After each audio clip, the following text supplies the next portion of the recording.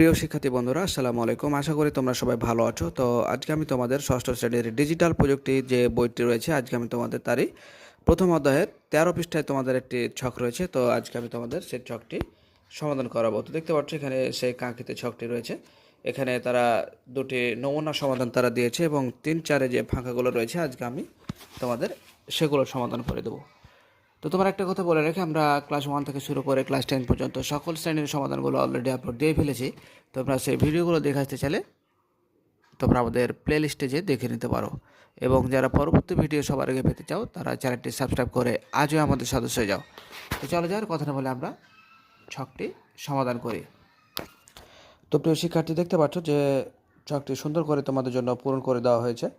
তো এখানে তারা বলেছিল যে অর্জিত অভিজ্ঞতা। তো এখানে দেখতে পাচ্ছি যে উপযুক্ত উৎস কী হতে পারে সেটি বুঝতে অনেক সময় ব্যয় হয়ে গেছে, এবং পরবর্তীতে কিভাবে কাজে লাগাবো তার এই 3-4 নাম্বার সেটা সুন্দর করে দেওয়া রয়েছে। তোমরা সুন্দর করে দেখে দেখে তুলে নাও, খেয়াল রাখবে যাতে কোনো কিছু ছুটে না যায়। এরপরে আমরা আমাদের পরবর্তী যে ছকগুলো ছিল 4 এবং 5 নাম্বারের, আমাদের 2 নম্বর অপশানে যে ইন্টারনেট থেকে তথ্য খুঁজতে গিয়ে ভুল তথ্য নিয়ে ফেলেছি। তো 4 এবং 5 নাম্বার যে অপশানগুলো রয়েছে, যে ওয়েবসাইট থেকে যে তথ্যটি পেয়েছি সে তথ্যটি কোনো বাইরে থাকলে মিলিয়ে নিব, এবং বিজ্ঞাপনের ওয়েবসাইট ক্লিক করা থেকে বিরত থাকব। এটাই আসলে আমাদের সেই কাঙ্ক্ষিত উত্তরগুলো আমরা সুন্দর করে লিখে নিই। খেয়াল রাখবো যাতে কোনো কিছু ছুটে না যায়।